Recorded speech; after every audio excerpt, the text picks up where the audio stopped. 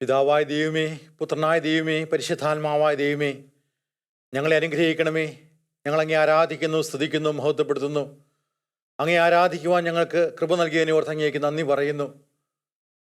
അങ്ങയുടെ സാന്നിധ്യം, പരിശുദ്ധാത്മാവിൻ്റെ സാന്നിധ്യം ഞങ്ങളോടുകൂടി ഉണ്ടായിരിക്കണമേ. പരിശുദ്ധാത്മാവെ, അങ്ങയുടെ അഭിഷേകം കൊണ്ട് എന്നെ നിറയ്ക്കണമേ. ഈശോയെ, അങ്ങയുടെ ആത്മാവിനെ എന്നിലേക്ക് അയച്ച് അങ്ങയുടെ അഭിഷേകം കൊണ്ട് എന്നെ നിറയ്ക്കണമേ. എന്നെ ശ്രവിക്കുന്ന എല്ലാ മക്കൾക്കും വേണ്ടി ഞാൻ പ്രാർത്ഥിക്കുന്നു. അവർക്ക് പരിശുദ്ധാത്മാവിൻ്റെ അഭിഷേകം ലഭിക്കട്ടെ. വിശുദ്ധിയുടെ ആനന്ദത്തെക്കുറിച്ച് ഞങ്ങൾ ചിന്തിക്കുകയും ധ്യാനിക്കുകയും ചെയ്യുന്ന ഈ നിമിഷങ്ങളിൽ ആ വിശുദ്ധിയുടെ ആനന്ദം ഞങ്ങൾക്ക് ഓരോരുത്തർക്കും അനുഭവേദ്യമാകുവാൻ വേണ്ടിയിട്ട് അങ്ങ് ഞങ്ങളെ സഹായിക്കണമേ. ഞങ്ങളുടെ ജീവിതത്തെ പൂർണ്ണമായിട്ട് അങ്ങേക്ക് സമർപ്പിക്കുന്നു. ഈ നിമിഷങ്ങളിൽ വിശുദ്ധിയുടെ ആനന്ദത്തിന് വേണ്ടിയുള്ള ആഗ്രഹത്തെക്കുറിച്ച് ഞങ്ങൾ ചിന്തിക്കുകയാണ്. നല്ല ഈശോയെ, ഞങ്ങളെ തന്നെ പൂർണ്ണമായിട്ട് അങ്ങേക്ക് സമർപ്പിക്കുന്നു. അങ്ങയുടെ ആത്മാവിനെ കൊണ്ട് ഞങ്ങളെ നിറച്ച് വിശുദ്ധിയുടെ ആനന്ദം ഞങ്ങൾക്ക് ലഭിക്കുവാനായിട്ട്, വിശുദ്ധിയിൽ വളരുവാൻ വേണ്ടി ആഗ്രഹം ഞങ്ങൾ ജനിപ്പിക്കണമേ. അതിനുവേണ്ടി അങ്ങോട്ട് ഞങ്ങൾ അപേക്ഷിക്കുന്നു. പിതാവും പുത്രനും പരിശുദ്ധാത്മാവുമായ സർവേശ്വര എന്നേക്കും ആമേൻ. പ്രിയ ദൈവമക്കളെ, വിശുദ്ധിയുടെ ആനന്ദത്തെക്കുറിച്ചാണ് നമ്മൾ വിചിന്തനം ചെയ്യുന്നത്. വിശുദ്ധിയുടെ ആനന്ദമാണ് യഥാർത്ഥമായുള്ള ആനന്ദം. വിശുദ്ധിയില്ലാത്ത ആനന്ദം ഒന്നും നിലനിൽക്കുകയില്ല. വിശുദ്ധിയുടെ ആനന്ദത്തിലാണ് നാം ജീവിക്കേണ്ടത്. അതാണ് നമുക്ക് എന്നും നമ്മുടെ ജീവിതത്തിൽ നമുക്ക് സന്തോഷം നൽകുന്നത്, ആനന്ദം നൽകുന്നത്. പരിശുദ്ധി അമ്മ ദൈവദൂതനോട് ചോദിച്ചു, ഇതെങ്ങനെ സംഭവിക്കും? ഞാൻ പുരുഷനെ അറിയുന്നില്ലല്ലോ. ഇതെങ്ങനെ സംഭവിക്കും? ഞാൻ പുരുഷനെ അറിയുന്നില്ലല്ലോ.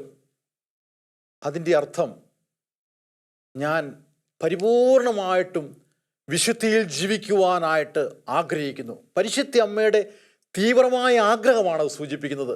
വിശുദ്ധിയിൽ വളരുവാനായുള്ള തീവ്രമായിട്ടുള്ള ആഗ്രഹം, വിശുദ്ധിയിൽ ജീവിക്കുവാനുള്ള തീവ്രമായുള്ള ആഗ്രഹം. ഇതെങ്ങനെ സംഭവിക്കും? ഞാൻ പുരുഷനെ അറിയുന്നില്ലല്ലോ. നമുക്കറിയാം, പാരമ്പര്യമനുസരിച്ച് പരിശുദ്ധ അമ്മയെ 3 വയസ്സിൽ ദേവാലയത്തിൽ കൊണ്ടുവന്ന് മാതാപിതാക്കൾ ദൈവത്തിന് സമർപ്പിച്ചു. അന്ന് മുതൽ അവൾ ദേവാലയത്തിലാണ് വളരുന്നത്. അങ്ങനെ ദേവാലയത്തിൽ വളരുമ്പോൾ ആ ദേവാലയത്തിൻ്റെ വിശുദ്ധിയിൽ, ദൈവീക വിശുദ്ധിയിൽ എന്നും ജീവിക്കണമെന്നുള്ള തീവ്രമായ ആഗ്രഹം അവൾക്കുണ്ടായിരുന്നു. വിശുദ്ധിയിൽ വളരണം, എന്നും വിശുദ്ധിയിൽ അതിൻ്റെ പൂർണ്ണതയിൽ ജീവിക്കണം എന്നുള്ള ആഗ്രഹം. അവൾ നിത്യകന്യാത്വം ദൈവത്തിന് സമർപ്പിച്ചു. എന്നും ഒരു കന്യകയായിട്ട് ജീവിച്ചുകൊണ്ട് അവൾ വിശുദ്ധിയിൽ ജീവിക്കാനുള്ള ആഗ്രഹിച്ചു. അവൾ ഒരിക്കലും ദൈവമാതാവ് ആകണമെന്ന് ആഗ്രഹിക്കുകയോ അതിനുള്ള യോഗ്യത തനിക്ക് ഉണ്ടെന്നോ അവൾ ചിന്തിച്ചില്ല. കാരണം നമുക്കറിയാം, ഈശോ വരുന്നത്, ദൈവപുത്രൻ വരുന്നത് ദാവീദിൻ്റെ കുലത്തിലാണ്, ദാവീദ് രാജാവിൻ്റെ. അപ്പോൾ അന്നത്തെ സാധാരണക്കാരുടെയൊക്കെ ചിന്ത, ദാവീദ് രാജാവിൻ്റെ കുലത്തിൽ ജനിക്കുന്ന ആ ദൈവപുത്രൻ ഒരു വലിയ കൊട്ടാരത്തിലെങ്ങാനും ആയിരിക്കും ജനിക്കുന്നത്. അപ്പോൾ അതുകൊണ്ട് സാധാരണക്കാരായ സ്ത്രീകൾക്കൊന്നും അങ്ങനെ ദൈവപുത്രൻ്റെ മാതാവ് ആകാൻ സാധിക്കും, അതിനുള്ള യോഗ്യതയുണ്ടെന്നൊന്നും അവർ ചിന്തിച്ചില്ല. പരിശുദ്ധ അമ്മയുടെ ആഗ്രഹം ദൈവമാതാവിൻ്റെ ഒരു ദാസിയായിട്ട് ജീവിക്കണം. അതായിരുന്നു അവളുടെ ആഗ്രഹം. നിത്യകന്യകയായിട്ട് ജീവിച്ചുകൊണ്ട്, നിത്യകന്യ വിവാഹത്തിൻ്റെതായിട്ടുള്ള ആ സന്തോഷമോ സുഖമോ അതെല്ലാം ഉപേക്ഷിച്ച് ദൈവത്തിന് വേണ്ടിയിട്ട് പൂർണ്ണമായിട്ട് സമർപ്പിച്ച് നിത്യകന്യകയായിട്ട് ജീവിച്ചുകൊണ്ട് ആ മാതാവിൻ്റെ ഒരു ദാസിയായിട്ട് ജീവിക്കണം. വിശുദ്ധ ബ്രിജീറ്റിന് അവൾ കൊടുത്ത കാര്യമാണിത്. അവളുടെ ആഗ്രഹം പരിശുദ്ധ അമ്മയുടെ ഒരു ദാസിയായിട്ട്, മാതാവിൻ്റെ, ഈശോയുടെ അമ്മയുടെ ഒരു ദാസിയായിട്ട് ജീവിക്കണമെന്നായിരുന്നു അവളുടെ ആഗ്രഹമെന്ന് അവൾ വിശുദ്ധ ബ്രിജീറ്റിന് ഒരിക്കൽ വെളിപ്പെടുത്തി കൊടുത്തു. അങ്ങനെ ഒരു എളിയ ജീവിതം, വിശുദ്ധിയുടെ ജീവിതം നയിക്കാൻ വേണ്ടി മാത്രം ആണ് അവൾ ആഗ്രഹിച്ചത്. അവൾക്ക് തീവ്രമായ ആഗ്രഹം ഉണ്ടായിരുന്നു, തീവ്രമായിട്ടുള്ള ആഗ്രഹം വിശുദ്ധിയിൽ ജീവിക്കണമെന്ന്. പ്രിയ ദൈവമക്കളെ, നമുക്കും ആ തീവ്രമായ ആഗ്രഹമുണ്ടെങ്കിൽ നമ്മുടെ പ്രലോഭനങ്ങളെല്ലാം തരണം ചെയ്യുവാനായിട്ട് നമുക്ക് സാധിക്കും. തീവ്രമായിട്ടുള്ള ആഗ്രഹം ഉണ്ടാകണം. ആഗ്രഹമില്ലെങ്കിൽ നമ്മൾ വീണു പോകും.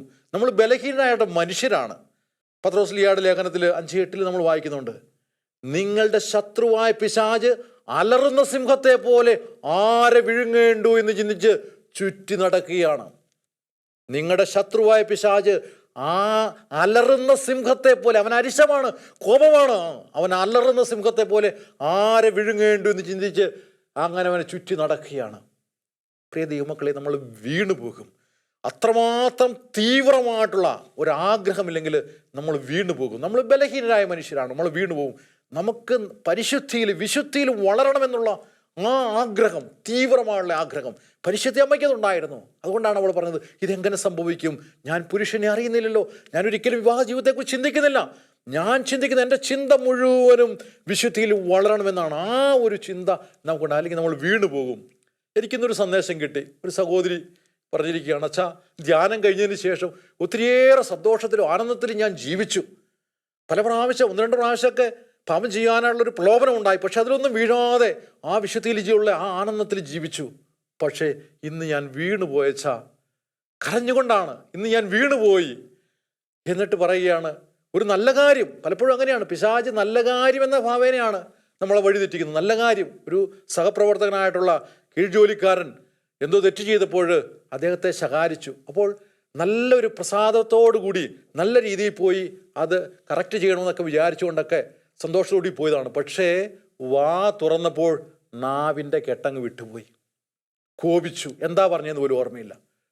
അത് കഴിഞ്ഞുകൂടി വളരെയേറെ ദുഃഖത്തോടു കൂടി പറയുകയാണ്, അച്ഛാ, ഞാൻ വീണുപോയി, അച്ഛനൊരു ബന്ധന പ്രാർത്ഥന ചൊല്ലി എന്നെ ഒന്ന് രക്ഷിക്ക്, എൻ്റെ ആനന്ദം എനിക്ക് തിരിച്ചു കിട്ടണം, ഇത്രയും നാൾ ഞാൻ ജീവിച്ച ആ വിശുദ്ധിയുടെ ആനന്ദം എനിക്ക് തിരിച്ചു കിട്ടണം.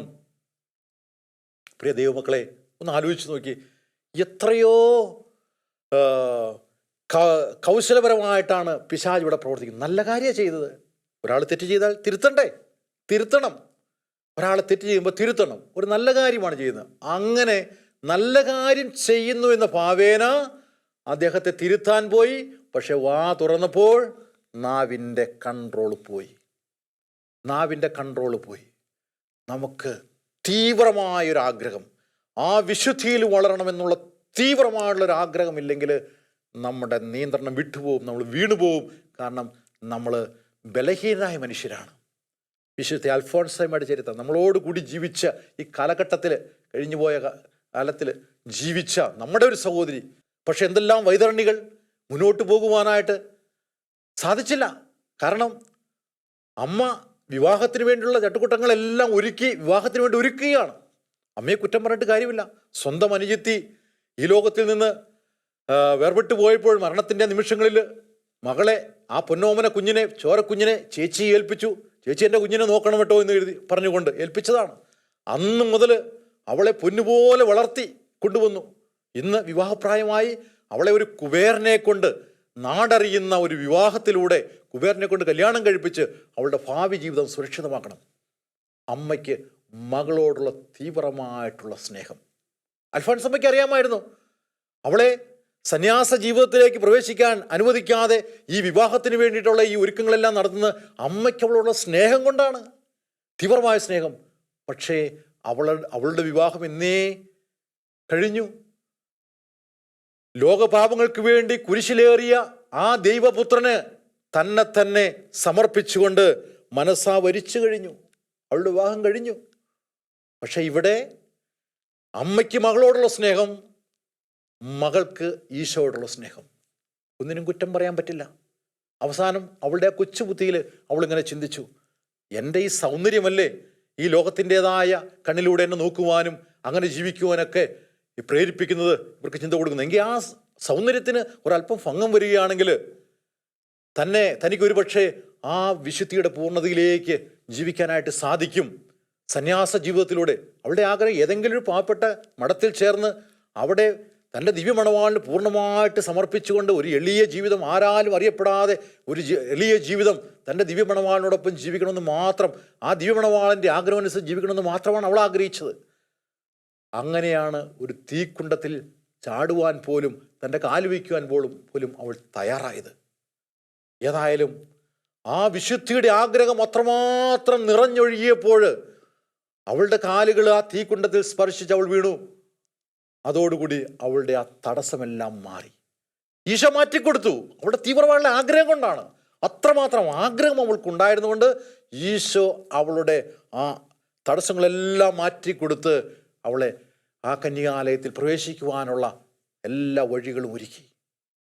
പ്രിയ ദൈവമക്കളെ, വിശുദ്ധിയിൽ വളരണം, വിശുദ്ധിയിൽ ജീവിക്കണമെന്നുള്ള തീവ്രമായ ആഗ്രഹം നമുക്കുണ്ടെങ്കിൽ ബാക്കി കാര്യമല്ല ഈശോ നോക്കിക്കൊള്ളും, ദൈവം നോക്കിക്കൊള്ളും. നമ്മളതിനെക്കുറിച്ച് നമുക്ക് ആഗ്രഹം മതി. പിന്നീടുള്ള ഈശോയുടെ കൃപയാണ്. അത് നമുക്ക് ഈശോ തരണമെങ്കിൽ നമുക്ക് ആഗ്രഹം വേണം. എനിക്ക് വിശുദ്ധിയിൽ വളരണം. അതുമാത്രം പൗലോസ് പറയുന്നുണ്ട് 1 കൊരിന്ത്യസ് 7:32 അവിവാഹിതൻ കർത്താവിനെ എങ്ങനെ പ്രീതിപ്പെടുത്തണമെന്ന് വിചാരിച്ചുകൊണ്ട് കർത്താവിൻ്റെ കാര്യങ്ങളിൽ വ്യാപൃതനായിരിക്കുന്നു. മറ്റൊരു ചിന്തയില്ല. കർത്താവിനെ പ്രീതിപ്പെടുത്തലും മാത്രം, വിശുദ്ധിയിൽ വളരലും മാത്രം. മറ്റുള്ളതെല്ലാം ഈ ലോകത്തിൻ്റെതായ എല്ലാം വിട്ട് ആ വിശുദ്ധിയിൽ വളരാൻ വേണ്ടി മാത്രം പരിശ്രമിക്കുന്നു. അതുമാത്രമാണ്. പരിശുദ്ധ അമ്മയുടെ ജീവിതത്തിലും ഇത് തന്നെയായിരുന്നു. പരിശുദ്ധ അമ്മയാണ് അതിന് മാതൃക. അവൾക്ക് മറ്റൊരു ചിന്തയില്ല, ലോകത്തിൻ്റെതായുള്ള ഒന്നുമില്ല. വിശുദ്ധിയിൽ വളരണം, അതിന് നിത്യകന്യാത്തം കർത്താവിന് ദൈവത്തിന് സമർപ്പിക്കണം. അങ്ങനെ വിശുദ്ധിയിൽ വളർന്നുകൊണ്ട് അവൾക്ക് ജീവിക്കണം. അതുകൊണ്ടാണ് അവൾ ചോദിച്ചത്, ഇതെങ്ങനെ സംഭവിക്കും? ഞാൻ പുരുഷനെ അറിയുന്നില്ലല്ലോ, വിവാഹ ജീവിതത്തെക്കുറിച്ച് ഞാൻ ചിന്തിക്കുന്നില്ലല്ലോ. എനിക്ക് ഒരു നിത്യകന്യകയായിട്ട് ജീവിച്ചുകൊണ്ട് ദൈവത്തിന് പൂർണ്ണമായിട്ടും തൻ്റെ കന്യാത്ത സമർപ്പിച്ചുകൊണ്ട് ജീവിക്കണം എന്നവൾ തീരുമാനിച്ചു. ഇനി ഇവളുടെ ഈ ആശയം ഇത് വെറും ഒരു ആശയത്തിൽ മാത്രമല്ല, അത് ജീവിതത്തിലൂടെ പ്രാവർത്തികമാക്കുകയാണ് ചെയ്യുന്നത്. അതുകൊണ്ടാണ് നമ്മൾ ലൂക്കായുടെ സുവിശേഷത്തിൽ 1-ാം അധ്യായത്തിൽ 39-ാം അധ്യായത്തിൽ വായിക്കുന്നു, ആ ദിവസങ്ങളിൽ മറിയം ധൃതിയിൽ മലമ്പ്രദേശത്തുള്ള ഒരു പട്ടണത്തിലേക്ക് യാത്രയായി. ധൃതിയിൽ യാത്രയാകുകയാണ്. എന്തിനാണ്? എലിസബത്തിനെ ശുശ്രൂഷിക്കുവാനായിട്ട്. വിശുദ്ധി നിറഞ്ഞ മനുഷ്യർക്ക് അടങ്ങിയിരിക്കാൻ സാധിക്കില്ല. അവർക്കത് മറ്റുള്ളവരെ സേവനത്തിലൂടെ അത് പ്രകടിപ്പിക്കണം. ഇതൊരാശയമല്ല, ജീവിതമാണ്. പ്രകടിപ്പിക്കണം. നമ്മൾ പലപ്പോഴും പള്ളിയിലിരുന്ന് മണിക്കൂറുകളോളം പ്രാർത്ഥിക്കും. നമ്മുടെ വിശുദ്ധി കാണിക്കേണ്ടത് പള്ളിയിലല്ല, അനുദിന ജീവിതത്തിലാണ്. പള്ളിയിൽ എല്ലാവരും വിശുദ്ധരാണ്. നമുക്ക് എത്ര മണിക്കൂർ വേണമെങ്കിലും പ്രൈസ് ആൻഡ് വർഷിപ്പിൽ ആരാധന സ്തുതിയിലിരിക്കാൻ നല്ലതാണ്, അത് വേണം, നമ്മളങ്ങനെ ചെയ്യണം. പക്ഷേ അതിൻ്റെ പ്രകടനം നമ്മുടെ ജീവിതത്തിലാണ്, നമ്മുടെ അനുദിന ജീവിതത്തിൽ, നമ്മുടെ കുടുംബ പശ്ചാത്തലത്തിൽ, നമ്മുടെ സാമൂഹ്യ പശ്ചാത്തലത്തിൽ. അവിടെ നമ്മൾ എങ്ങനെ മറ്റുള്ളവർക്ക് വേണ്ടിയിട്ട് ജീവിക്കുന്നോ അവിടെയാണ് ഈ വിശുദ്ധിയുടെ പ്രകടനം എന്ന് പറയുന്നത്. അതില്ലെങ്കിൽ ഈ വിശുദ്ധിക്ക് പ്രകടനം അതിനർത്ഥമില്ല. നമ്മൾ പള്ളിയിൽ നിന്ന് മാത്രം പ്രാർത്ഥിക്കുന്നവരാണെങ്കിൽ അതിനർത്ഥമില്ല. അത് ജീവിതത്തിലൂടെ കാണണം. അതാണ് പരിശുദ്ധ അമ്മ ഇവിടെ കാണിച്ചു തരുന്നത്. അവൾ ധൃതിയിൽ ഓടുകയാണ് എലിസബത്തിനെ സന്ദർശിക്കാനായിട്ട്. ആരും ക്ഷണിച്ചിട്ടല്ല, ആരും പറയുന്നില്ല നീ വാ എന്നെ ശുശ്രൂഷിക്കുന്ന എലിസബത്തോ അല്ലെങ്കിൽ വീട്ടിലുള്ളവർ ആരും ക്ഷണിക്കുന്നില്ല. അത് തന്നെയാണ് കാനായിലെ കല്യാണത്തിലും കാണുന്നത്.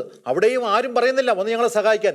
പക്ഷേ അവിടെ അറിഞ്ഞുകൊണ്ട്, അപ്പോൾ ആ വിശുദ്ധി നിറഞ്ഞ പിന്നെ അടങ്ങിയിരിക്കാൻ സാധിക്കില്ല. അത് മറ്റുള്ളവർക്ക് കൊടുക്കണം, അത് സേവനത്തിലൂടെ കൊടുക്കണം. അതാണ് അവൾ ധൃതിയിൽ മുന്നോട്ട് പോവുകയാണ്. എലിസബത്തിനെ ധൃതിയിൽ പോവുകയാണ്. പ്രത്യേകം സുവിശേഷം സൂചിച്ചു ധൃതിയിൽ. കാരണം പിന്നെ അടങ്ങിയിരിക്കാൻ സാധിക്കില്ല. മറ്റുള്ളവർക്ക് വേണ്ടിയിട്ട് സ്വയം മറന്ന് മറ്റുള്ളവർക്ക് വേണ്ടിയിട്ട് ജീവിതം സമർപ്പിക്കുവാനായിട്ട് ഓടുകയാണ് അവൾ. അതാണ് നമ്മൾ പരിശുദ്ധ അമ്മയാണ്. അതുകൊണ്ട് ഇതൊരു ആശയമല്ല, ജീവിതമാണ്. ഓരോ നിമിഷവും നമ്മൾ ജീവിക്കുന്ന ആ അനുദിന ജീവിതമാണിത് കാണുന്നത്. ജീവിതവിശുദ്ധി ജീവിതത്തിലൂടെ പ്രകടമാക്കുന്നത് നമുക്ക് കാണിച്ചു തരുന്നത് വലിയൊരു വ്യക്തി മദർ തെരേസയാണ്. അവളുടെ ആ ജീവിതവിശുദ്ധി നമുക്ക് അവളുടെ ജീവിതത്തിലൂടെ കാണുവാൻ സാധിക്കും. ഒരു ദിവസം മദർ തെരേസ ലാറ്റിൻ അമേരിക്കൻ രാജ്യമായ അർജന്റീനയിലേക്ക് പോവുകയാണ്. എയർക്രാഫ്റ്റിലുള്ള എല്ലാവർക്കും അറിയാം, ആ എയർക്രാഫ്റ്റിലുള്ള ഏറ്റവും ഒരു VIP പാസഞ്ചർ മദർ തെരേസയാണെന്നുള്ളവർ. ഒരു എയർ ഹോസ്റ്റസ് വരുന്നു, വളരെ ഭവ്യതയോടെ മദറിൻ്റെ മുന്നിൽ നിന്ന് ചോദിക്കും, mother what do you take, veg or non veg? എന്ത് ഭക്ഷണമാണ്? വെജിറ്റേറിയൻ ഭക്ഷണമാണോ അത് നോൺ വെജിറ്റേറിയൻ, എന്താണ് മദർ കഴിക്കുന്നത്? മദർ ഒരു പുഞ്ചിരിയോടെ ചോദിച്ചു, ആട്ടെ ഞാനിതൊന്നും കഴിക്കുന്നില്ല എന്നിരിക്കട്ടെ, എനിക്ക് വെജിറ്റേറിയനും വേണ്ട നോൺ വെജിറ്റേറിയനും വേണ്ട, നിങ്ങളെനിക്ക് എന്ത് തരും? എയർ ഹോസ്റ്റസ് പറഞ്ഞു, പൈലറ്റിനോട് ചോദിച്ചിട്ട് പറയാമെന്ന് പറഞ്ഞു. $1 കൊടുക്കാം. ശരി, മദർ പറഞ്ഞു, എനിക്ക് ആ $1 തന്നാൽ മതി. ആ എയർക്രാഫ്റ്റിലുള്ള ആ പ്ലെയിനിലുള്ള 300-ലധികം യാത്രക്കാരും പറഞ്ഞു, ഞങ്ങൾക്ക് ഭക്ഷണം വേണ്ട, ആ $1 വെച്ച് മദറിന് കൊടുത്തേക്കാൻ. അങ്ങനെ മദറിന് $300-ലധികം ആ പ്ലെയിനിലിരുന്നു കൊണ്ട് കിട്ടി. എയർക്രാഫ്റ്റ് ലാൻഡ് ചെയ്യാൻ പോവുകയാണ് അർജന്റീനയിൽ. അപ്പോൾ മദർ ആ എയർ ഹോസ്റ്റസിനെ ഒന്നോടെ വിളിച്ചിട്ട് ചോദിച്ചു, ആട്ടെ ആരും ഭക്ഷണം കഴിച്ചില്ല, ഇനി ഭക്ഷണം നിങ്ങൾ എന്ത് ചെയ്യും? അവൾ പറഞ്ഞു, it will be A waste, അത് വേസ്റ്റായിട്ട് കളയുള്ളൂ. നോ, മദർ പറഞ്ഞു, ഭക്ഷണം പാഴാക്കി കളയരുത്, ഞാനൊരു വണ്ടി അറേഞ്ച് ചെയ്യാം, ആ വണ്ടിയിൽ അത് കയറ്റിവിട്ടേക്കുക. അങ്ങനെ അർജന്റീനയിൽ മിഷണറീസ് ഓഫ് ചാരിറ്റീസിനുള്ള ഒരു ഓർഫനേജിലേക്ക് 300-ലധികം യാത്രക്കാരുടെ ഭക്ഷണവുമായിട്ട് ആ വണ്ടി ചെന്നു. ഓക്കെ, വിശുദ്ധി നിറഞ്ഞ വ്യക്തികൾ എവിടെയൊക്കെയാണോ അവിടെയെല്ലാം മറ്റുള്ളവർക്ക് വേണ്ടിയിട്ട് ജീവിക്കണം, മറ്റുള്ളവർക്ക് വേണ്ടിയിട്ട് തന്നെ തന്നെ കൊടുക്കണമെന്ന് മാത്രം ചിന്തിക്കുന്നു. ആ വിശുദ്ധി തൻ്റെ ജീവിതത്തിലൂടെ അനുനിമിഷം പ്രാവർത്തികമാക്കുകയാണ് ചെയ്യുന്നത്. തന്നെ തന്നെ മറക്കുന്നു, പൂർണ്ണമായിട്ട് മറന്നുകൊണ്ട് മറ്റുള്ളവർക്ക് വേണ്ടിയിട്ട് കൊടുക്കുന്നു. താബോർ മലയിൽ വെച്ച് ഈശോ രൂപാന്തരപ്പെടുമ്പോൾ പത്രോസ് പറയുകയാണ്, കർത്താവേ, നമ്മളിവിടെ ആയിരിക്കുന്നത് നല്ലതാണ്. ഞങ്ങളിവിടെ 3 കൂടാരങ്ങൾ ഉണ്ടാക്കാം, ഒന്ന് അങ്ങേക്ക്, ഒന്ന് മോശയ്ക്ക്, ഒന്ന് ഏലിയായ്ക്ക്. ആ വിശുദ്ധിയുടെ അനുഭവം, പ്രാർത്ഥനയുടെ അനുഭവം, വിശുദ്ധമായ അന്തരീക്ഷം, ഇത് നല്ലതാണ്. ദൈവമക്കളെ, നല്ലതാണ്. നമ്മൾ അനുഭവിച്ചറിയുക. വിശുദ്ധിയിൽ ജീവിക്കുമ്പോൾ, ഓരോ നിമിഷവും വിശുദ്ധിയിൽ ഇരിക്കുമ്പോൾ അതൊരു നല്ല അനുഭവമാണ്. ഹൃദയത്തിൽ നിന്ന് വരുന്ന ആനന്ദം നിറഞ്ഞൊഴുകുന്ന നല്ലൊരു അനുഭവമാണ്. കർത്താവെ, നമ്മളിവിടെ ആയിരിക്കുന്നത് നല്ലതാണ്. വീണ്ടും പറയുന്നു, ഞാനിവിടെ 3 കൂടാരങ്ങൾ ഉണ്ടാക്കാം, ഒന്ന് അങ്ങേക്ക്, ഒന്ന് മോശയ്ക്ക്, ഒന്ന് ഏലിയായ്ക്ക്. പത്രോസിനൊരു കൂടാരത്തെക്കുറിച്ച് പറയുന്നില്ല. ഈശോയ്ക്കും മോശയ്ക്കും ഏലിയായ്ക്കും 3 കൂടാരങ്ങൾ ഉണ്ടാക്കാം. എന്താ പത്രോസിന് കൂടാരം വേണ്ടേ? വേണം. പത്രോസ് 3 കൂടാരങ്ങൾ ഉണ്ടാക്കാമെന്ന് പറയുമ്പോൾ ഒന്ന് ഈശോയ്ക്കും, ഒന്ന് മോശയ്ക്കും, ഒന്ന് ഏലിയായ്ക്കും തന്നെ തന്നെ മറക്കുകയാണ്.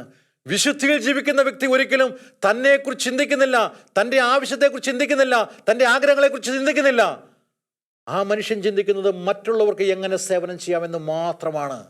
തനിക്ക് വേണ്ടിയിട്ട് കൂടാരത്തെക്കുറിച്ച് പത്രോസ് ചിന്തിക്കുന്നില്ല. കർത്താവേ, അങ്ങേക്കും മോശയ്ക്കും ഏലിയായ്ക്കും മറ്റുള്ളവർക്ക് വേണ്ടിയിട്ട് എന്തും ചെയ്യാൻ തയ്യാറാണ് ഞാൻ. അതാണ് പത്രോസ് പറയുന്നത്, തന്നെക്കുറിച്ചല്ല. അതാണ് ആ വിശുദ്ധിയുടെ ആനന്ദം എന്ന് പറയുന്നത്. ഒരിക്കൽ ഒരു ആത്മീയ കോഴ്സിന് പങ്കെടുക്കുവാനായിട്ട് പോവുകയുണ്ടായി. ഞങ്ങൾ ഏകദേശം 80ഓളം പേര്, അച്ഛന്മാരും സിസ്റ്റേഴ്സ് മാത്രമേ ഉള്ളൂ. മാസങ്ങൾ നീണ്ട ഒരു ആത്മീയ കോഴ്സാണ്. അവിടെ വെച്ച് ഒരു സഹോദരിയെ പരിചയപ്പെട്ടു. ഈ സഹോദരി ഏതാനും ദിവസങ്ങൾ കൊണ്ട് എല്ലാവരുടെയും കണ്ണിലുണ്ണിയായി, എല്ലാവരുടെയും ഒരു പ്രശംസാപാത്രമായി, എല്ലാവരുടെയും ഒരു ആകർഷണ കേന്ദ്രമായി. A vibrant personality. നമുക്കൊന്നും ചിന്തിക്കാൻ സാധിക്കാത്ത രീതിയിൽ യാതൊരു സങ്കോചവുമില്ലാതെ എല്ലാവരുടെയും അടുത്ത് ചെല്ലുന്നു, സംസാരിക്കുന്നു, അവർക്ക് വേണ്ടതെല്ലാം ചെയ്തു കൊടുക്കുന്നു. ചിന്തിക്കാൻ പറ്റില്ല. അതുപോലെ ഞങ്ങൾ 80ഓളം പേർക്ക് വളരെ പെട്ടെന്ന് ഞങ്ങൾ ആ സഹോദരിയിലേക്ക് ശ്രദ്ധ ആകർഷിക്കപ്പെട്ടു. അതുപോലെ ഒരു വ്യക്തിത്വത്തിനുടമ. ഒരിക്കൽ ഞങ്ങൾ ആ സഹോദരിയോട് അവളുടെ ജീവിത പശ്ചാത്തലത്തെക്കുറിച്ച് ചോദിക്കുകയുണ്ടായി. അവൾ ജനിച്ചും വളർന്നതുമെല്ലാം ജപ്പാനിൽ ടോക്കിയോയിൽ ഒരു ബുദ്ധമത കുടുംബത്തിലാണ്. ബുദ്ധമത കുടുംബത്തിൽ അവൾ ജനിച്ചു വളർന്നു. എന്നാൽ മാതാപിതാക്കൾ കത്തോലിക്ക സിസ്റ്റേഴ്സ് നടന്ന ഒരു സ്കൂളിൽ കൊണ്ടുപോയി ചേർത്തു. അവിടെ സ്കൂളിൽ ചെന്നപ്പോൾ അവൾ കത്തോലിക്ക സഭയെക്കുറിച്ചോ ഈശോയെക്കുറിച്ചോ ഒന്നും അറിയില്ല, ബൈബിൾ കണ്ടിട്ടേയില്ല. അങ്ങനെ അവിടെ പഠനം തുടങ്ങിയപ്പോൾ ഈ സ്കൂളിനോട് ചേർന്നിട്ടുള്ളൊരു ദേവാലയമുണ്ട്. ഈ ദേവാലയത്തിൽ എപ്പോഴും സിസ്റ്റേഴ്സ് പ്രാർത്ഥിക്കാനായിട്ട് പോകുന്ന കണ്ടു.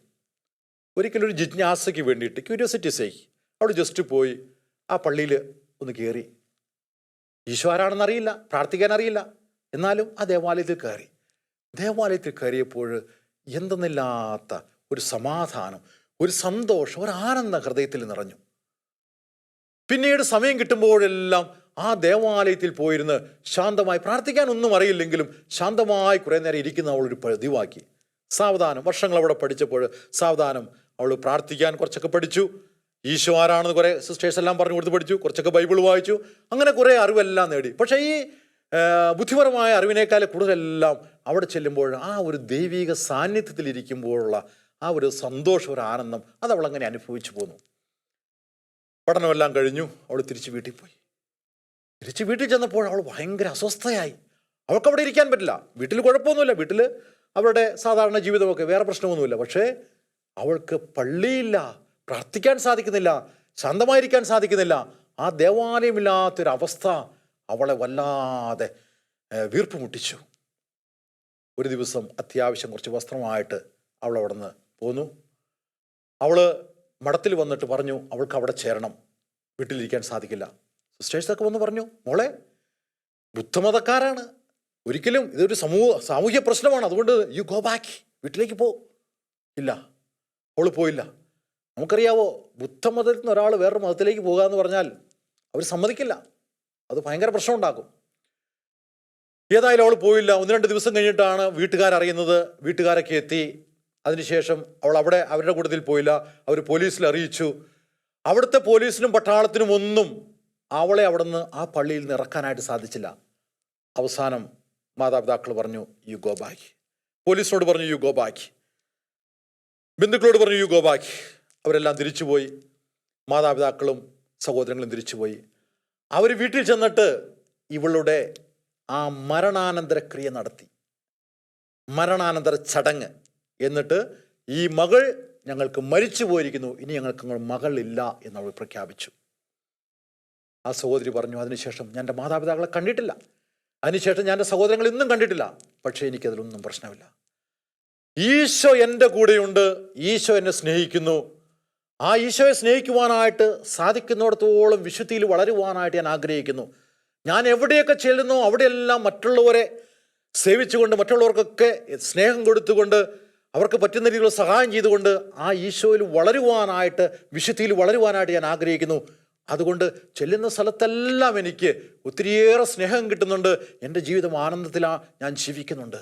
ആ വിശുദ്ധിയുടെ ആനന്ദം എനിക്ക് ലഭിക്കുന്നുണ്ട്. പ്രിയ ദൈവമക്കളെ, ഒന്ന് ചിന്തിച്ചു നോക്കുക. നമുക്ക് ഈ വിശുദ്ധി ഈ ജീവിതത്തിലേക്ക് പകർന്നാൽ എത്രമാത്രം അനുഗ്രഹമാണ്, ആനന്ദമാണ്. നമ്മുടെ വിശുദ്ധി ഓരോ വ്യക്തിയുമായിട്ട് നമ്മൾ ഇടപെടുമ്പോൾ, നമ്മുടെ കുടുംബ പശ്ചാത്തലത്തിൽ, നമ്മുടെ സാമൂഹ്യ പശ്ചാത്തലത്തിൽ എല്ലായിടത്തും അത് പ്രതിഫലിക്കുക. മറ്റുള്ളവർക്ക് സേവനം ചെയ്തുകൊണ്ട് എൻ്റെ ഹൃദയത്തിൽ ആ വിശുദ്ധി നിറഞ്ഞുമ്പോൾ എനിക്ക് അടങ്ങിയിരിക്കാൻ സാധിക്കില്ല. ആ പത്രോസിനെ പോലെ മറ്റുള്ളവർക്ക് വേണ്ടിയിട്ട്, ഈ സഹോദരിയെ പോലെ മറ്റുള്ളവർക്ക് വേണ്ടിയിട്ട് തന്നെ പൂർണ്ണമായിട്ട് കൊടുക്കുവാനായിട്ട് നാം സന്നദ്ധമാകുമ്പോൾ അത് ജീവിതത്തിലൂടെ നമ്മൾ കാണിച്ചു കൊടുക്കുകയാണ്.